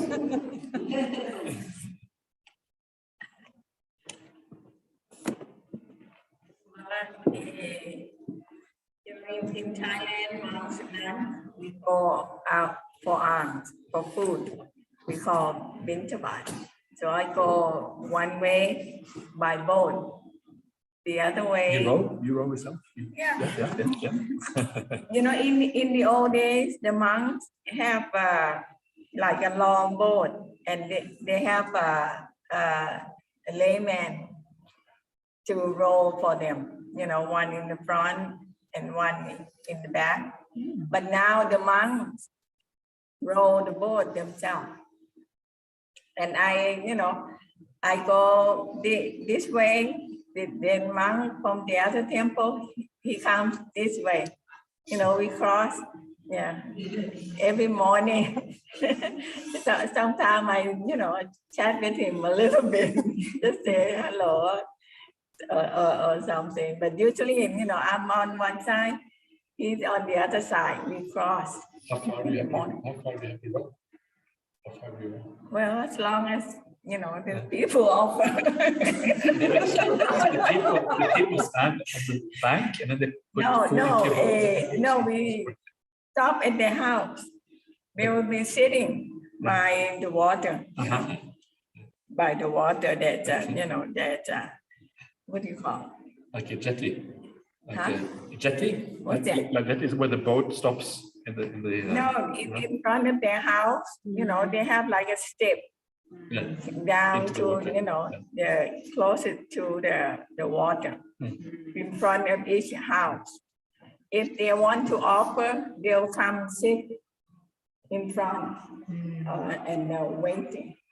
But if there's a regular people that offer, sometimes they late, so I'll wait. We wait in front of the house, and then they'll come down. But if the not regular ones, they'll come down and sit, and they'll call, nimon. Nimon means the invitation. Nimon is Pali. Nimantete is to invite someone. Yeah. They will nimon ka. It's a woman, and then I walk. I will row boat across the canal. What kind of food do they give you? Whatever food they eat. Rice every day. Every day, right? Sometimes noodles. Yeah, but basic staple there is rice. White rice, brown rice, but now they have black rice. Yeah, and more, but the people that offer me food, mostly old people. So they don't eat spicy food. Old people, they don't eat, they can't eat spicy food anymore because their system, it will,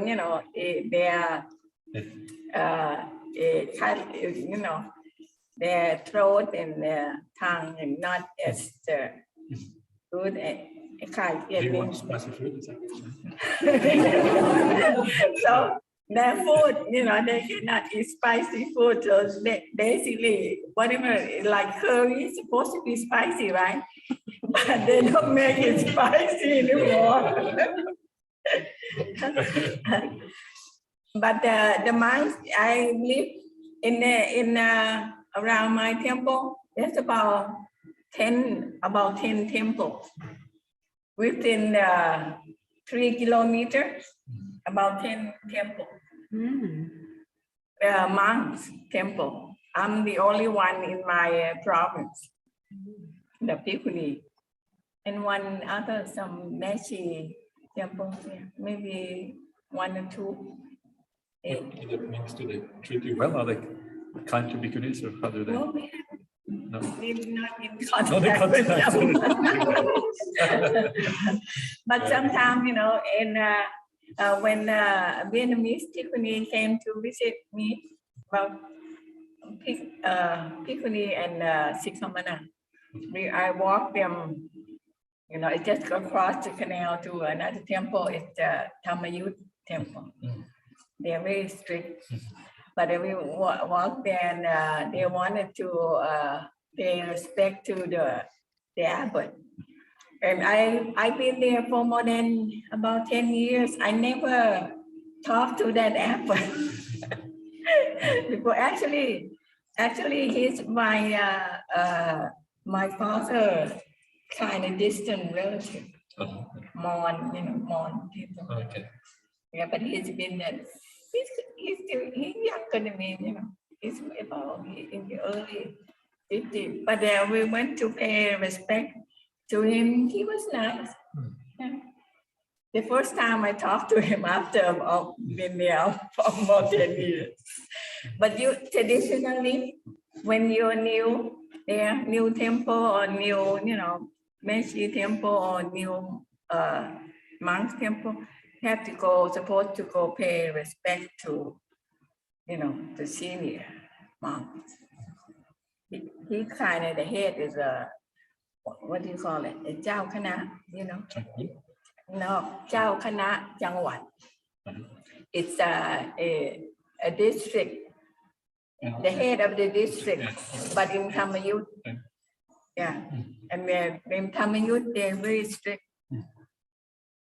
They're very strict, more like, you know, the forest tradition. Is it very strict?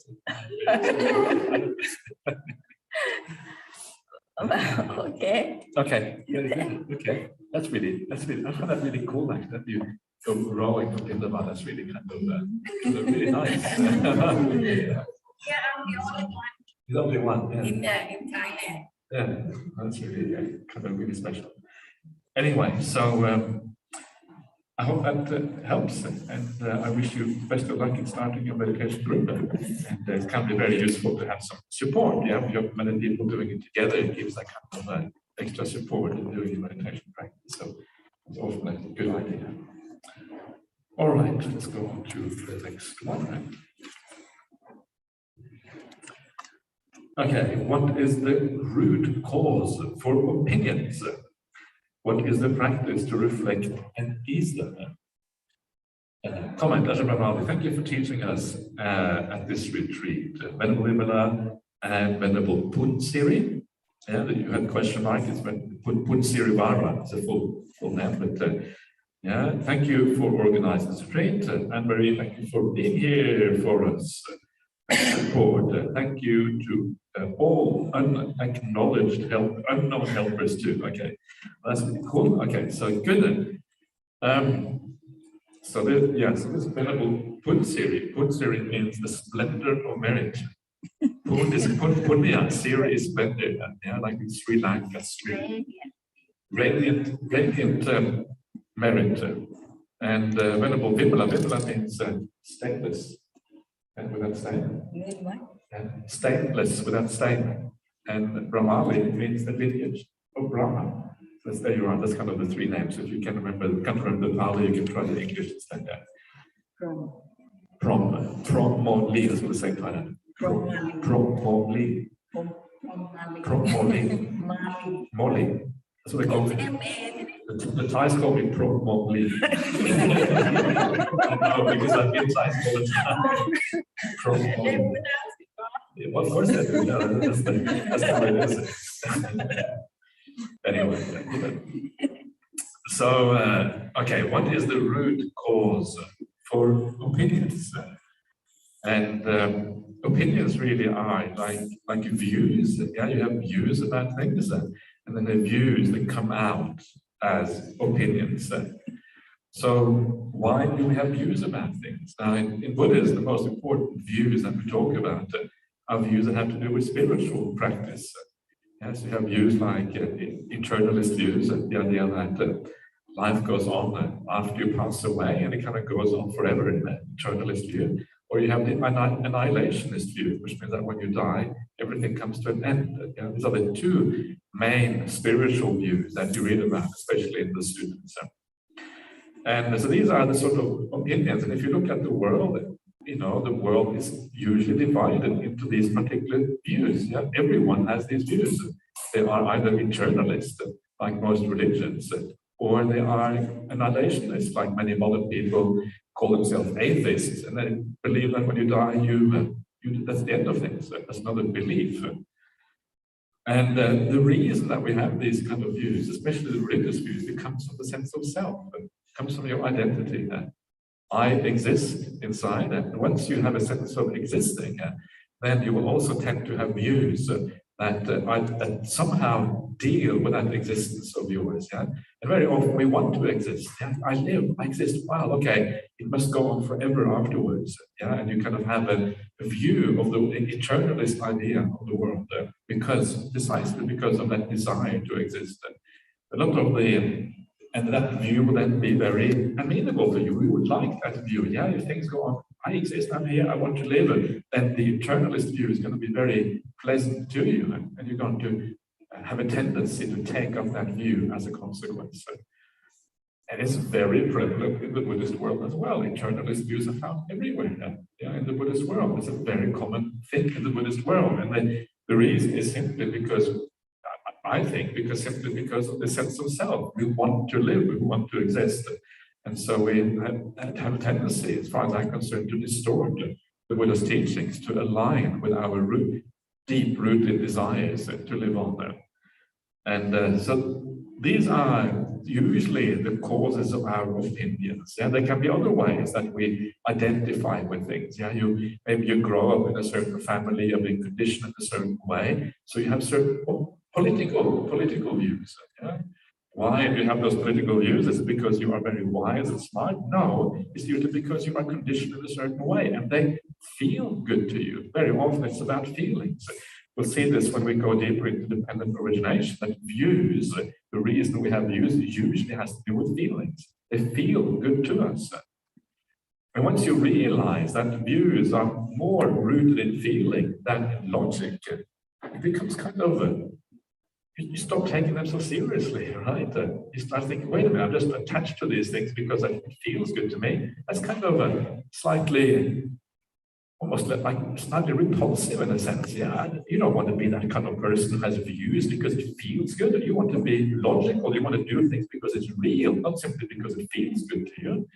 So that straight away makes you detach a little bit from those views because you understand that you have them for all the wrong reasons.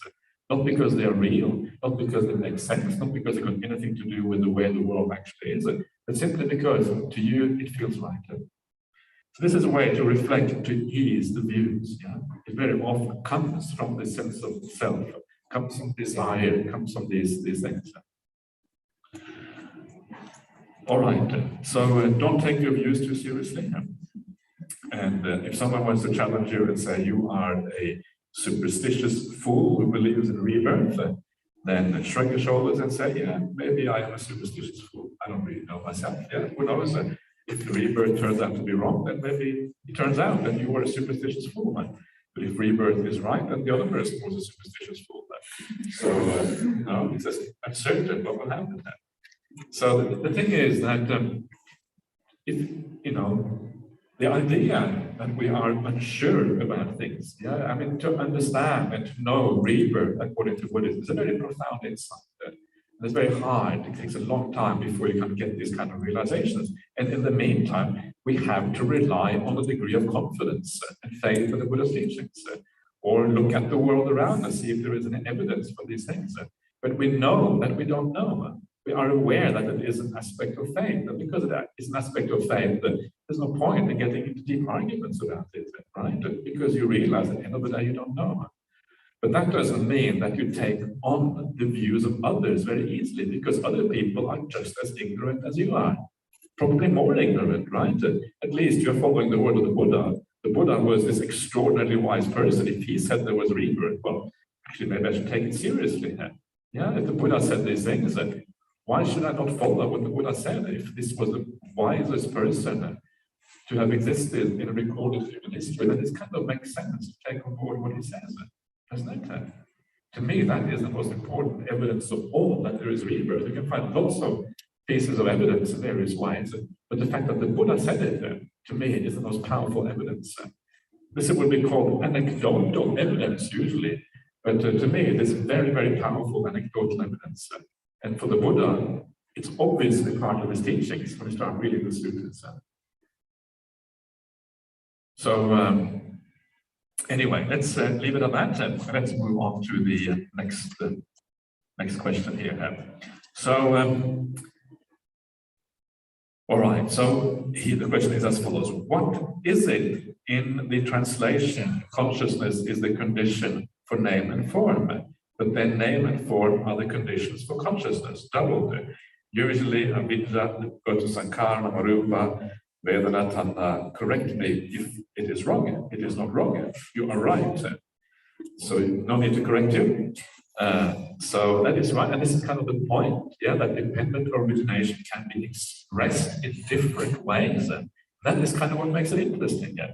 So sometimes it goes back, and we will look at that later on. It goes from namarupa, consciousness, then sankhara, which is the will or volitional activities or intentions or creative activities, if you like.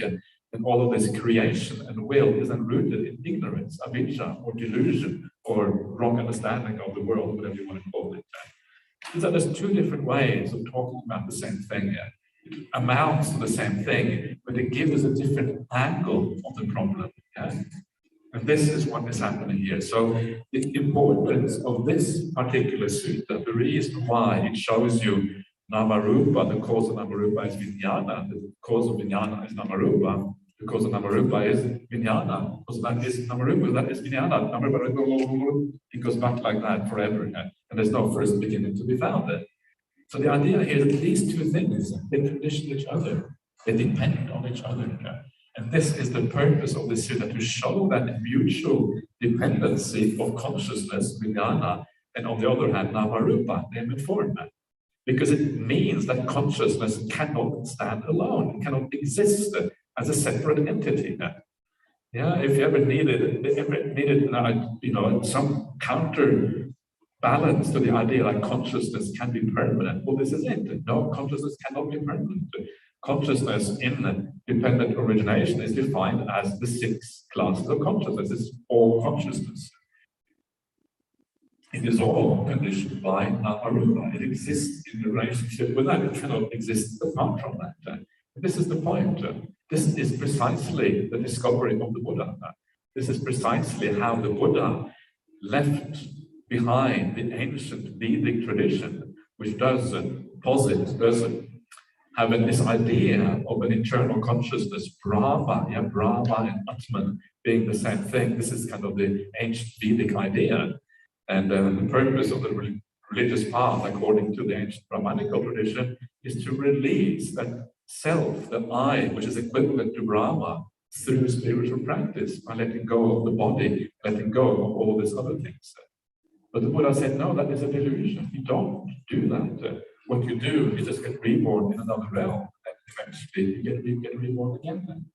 So this is why this is such an important and interesting point that you find right there. So you have understood very well. So congratulations. All right. So next one. In at least one sutta, grasping is defined as taking the 5 khandhas, as this is me, this I am this is myself, if I remember correctly.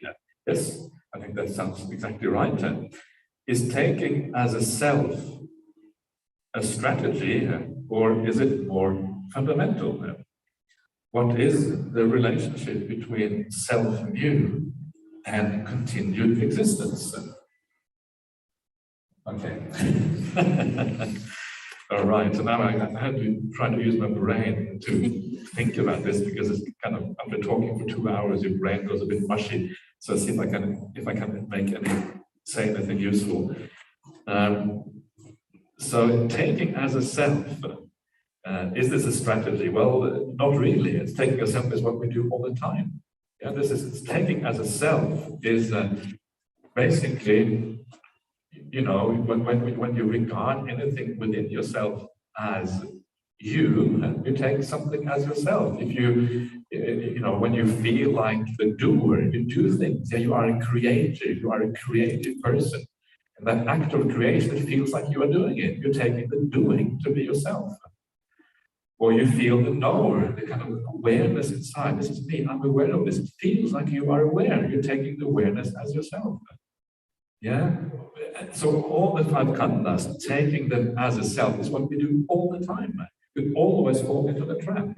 Sometimes you think this body even is yourself. Yeah? This is my body. Don't touch it. Keep your hands off. This is me. Yeah? And again, it's the same kind of thing. So why do you take it as self? We take it as mine, as you say there. So this is not a strategy. This is what we do all the time. And this is precisely the problem. Because when you take these things as a self, if they happen to be non-self, well, then you have a problem, because you're taking as a self what is actually non-self. And then you grasp onto things that are inherently ungraspable, have to go according to their own natural cause and conditions. Yeah, they're basically out of control, and you try to control them to make them be in line. So this is why there is so much suffering, because these things change, they disappear, and they die on you at the end of your life. They do all these things that you don't want them to do. They're out of control. They're not self. And yet we take them as self. This is precisely the problem. So it is not a strategy. Sometimes some people say that the idea of non-self is a strategy. And this idea that we contemplate non-self as a strategy to get out of the problem of existence. This is kind of one of the arguments that's made by some people. And the answer to that is that non-self strategy only works because at the root of things actually are non-self. That is why that strategy works, because it actually relates to reality as reality actually is. That non-self strategy would not work if there was a self there somehow deep down, because then there would be a clash between your strategy and the reality at a certain point. So that is how I view this argument about non-self as a strategy, which is sometimes made. I think it is wrong, basically. Yeah. What is the relationship between self-view and continued existence? Well, self-view is that these are things that we attach to. Yeah, we have a view about yourself, who you are, and so we grasp onto these views. These are things that we hold on to as a part of upadana, and we grasp onto them. We crave for the things that we have views about, so we have craving there, and then our mind revolves around those things. We think about them. We think about, who am I? If you have a self-view, you think, yeah, I am a Buddhist monk, yeah, and then you, or I'm a Buddhist monk. I was born in Norway. I live in Australia. Now I have dual citizenship. I'm half Australian now. I'm never going to make an Australian accent, but anyway, it doesn't matter. So you have this sense of identity, this part of self-view, and sometimes that identity can block you in meditation. You start to think about who you are. Who am I? My reputation. Yeah, you start to, especially when things start to become very peaceful. So, oh, it's too peaceful. You get a bit afraid of all this peace, and then your mind disturbs the peace to remind yourself of who you are, because you feel that your identity is threatened by all of this peace or whatever. So you worry about your reputation, you worry about this is actually specifically mentioned in the suttas. If you want to see the sutta called the paṭicca-samuppāda, the earth washing sutta, dirt washer sutta. A good random American discourses, the 3 is number 101, something like that. And it says there, as you abandon the course of defilements, the very, very, very refined defilements are these kind of self-view defilements, worrying about your reputation, your country, your family, your background, all of these things, the things that give you an identity, who you are. So these things can become problematic in your meditation practice. And you see that in your meditation, you know that that is your existence, is at that level. Yeah, this is part of your existence, part of your what are your concerns, the things that your mind revolves around, the kind of inclination of the mind, the things that then drive the rebirth process in the future. So all of these things are problematic, and they can also block you from meditation practice. So a little bit of non-self is nice in meditation. One of the great things about going on a retreat is to, one of the reasons we have the 8 precepts about not kind of beautifying the body, adorning yourself. We normally wear very simple clothes on retreat. You wear something really comfortable we can meditate in. It kind of makes you a bit invisible. It makes you disappear a little bit. And too much of the time in the world, we kind of say, we try to stand out, we try to make me noticed, we try to do all of these kind of things. But on meditation, we try to fade into the background, to kind of disappear a little bit. And there's something beautiful about that. You don't have to prove anything. You don't have to show your best side to anyone. You don't have to care about anyone else. But of course, we care about each other in a much deeper way on a meditation retreat. And one of the things I really recommend you to do on a retreat like this, I was saying yesterday about this Ajahn Brahmali meditation. And I was always kind of fascinated with Ajahn Brahmali and how he is able to meditate by just sitting back, leaning back against the wall, doing nothing, and going into deep meditation. Yesterday, I mentioned the idea, the reason why we can't do that is because we cannot just let it go, because we're holding on to the world. So we need to learn how to let it go more, first of all. That is one kind of one strand of what is going on. The other one is, of course, the idea of sila, of kindness. I realized when I read the suttas the importance of kindness. And someone brought this up yesterday, and they said I hadn't really made that point properly. So let me make it now. It is very, very important. It is a foundation for the entire path. I started to realize how important this is. And it has also very practical consequences for what you do on a meditation retreat. One of the things that kindness means, it means being kind to yourself. So it means that when you sit in meditation, don't sit with lots of pain. Be kind to your body. If you sit with lots of pain, you're going to become hard inside. Your mind is going to harden up. Why? Because if we have a lot of pain and we don't allow ourselves to release from suffering, the mind tends to go harder. But you want a gentle mind. You want a caring mind. You want a mind that actually is suitable for meditation. That is not the hard mind, but the gentle mind. So if we sit with too much pain, it's counterproductive. It's never going to give the results that we want. And so I really recommend you that if you feel your mind is getting obsessed with the pain in your body, change your posture. Sit on a chair for a while. You don't have to sit in the same posture all times. Use a bench for a while. If you really want to, lie down for a while. You can do that as well, but you may fall asleep. And if you start snoring at the back of the room here, we will have compassion for you because we know that you need a rest. That's okay. So you're kind to yourself. This is such an important thing. Not just kind to others, but to yourself as well. Kind to your body.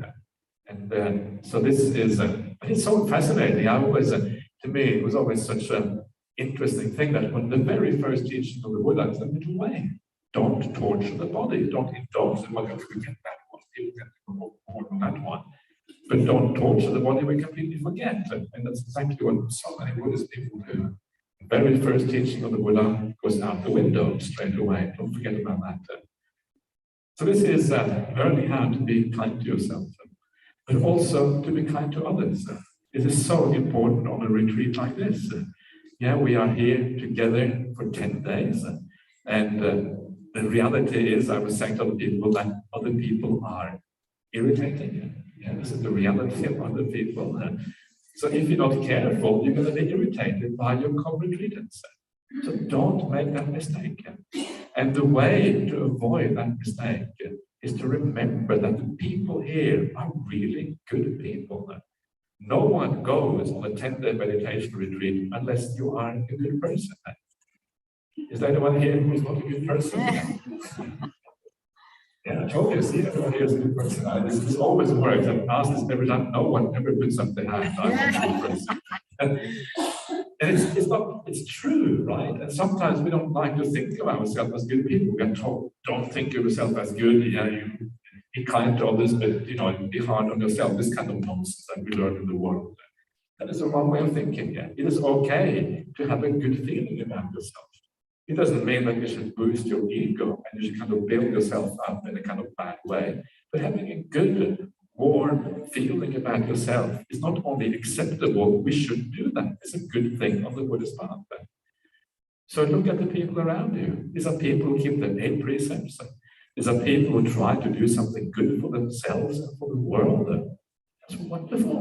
These are all people that deserve our respect. Every one of you deserve the respect of everyone else. So remember that when you feel a bit irritated if someone slams the door a bit hard and makes too much noise here in the meditation room, whatever it is, remember it is just their conditioning. They are different from you. They don't really see things in the same way. That's why they do that. It's not because they are bad people or anything like that. They are really good people.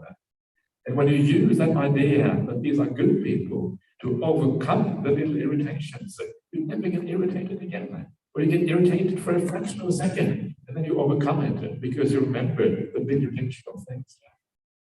And this is the idea of kindness, and it's so important on a meditation retreat because it's so easy to be led astray by our own silliness, the silliness of our own habits in the mind.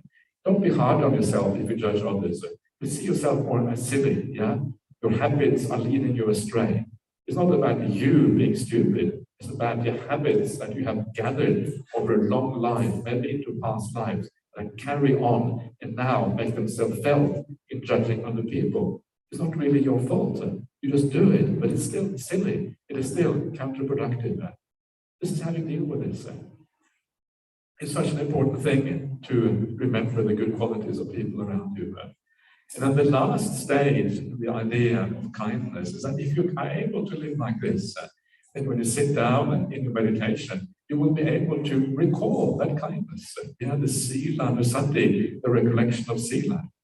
And the recollection of sila does not necessarily mean that you have to think, I did this, I did that, I'm really good, I did all these things.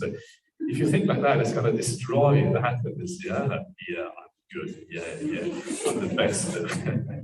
There's too much ego involved. But sometimes you just know that you live well. And because you know that, you just feel good inside of yourself. You feel a sense of self-worth, a sense of, knowing that you're living in a good way. Yay me. And then that is the sila and the sati. And that helps in its fundamental aspect of meditation practice. That is where the joy can come from. That is where the peace comes from. That is where your ability to let go of the world and all the bad things come from. And then you're on the right track. So it's a very important part of kind of adding that kindness on this meditation retreat. Those are 3 specific ways in which kindness can help you right here, right now in your practice. Anyway, I have gone over time. I apologize. So we will take these other questions later on. All the questions will be answered. I promise that. I've never been on a retreat where I haven't been able to answer every single question. And it just means that sometimes they get answered with shorter answers, but they will all get answered eventually. So I wish you all a very good night. Have a good rest. And then we'll see you back again tomorrow morning. Let's do pay homage to the Buddha Dhamma Sangha. Okay, so let's just pay to the Arahant Sammasambuddha together. Page 23.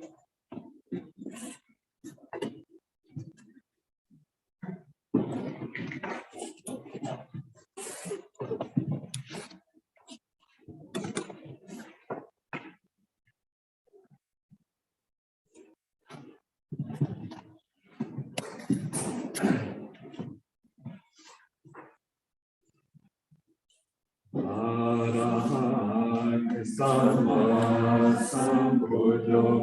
Bhagava Buddham Bhagavantam Abhidhammi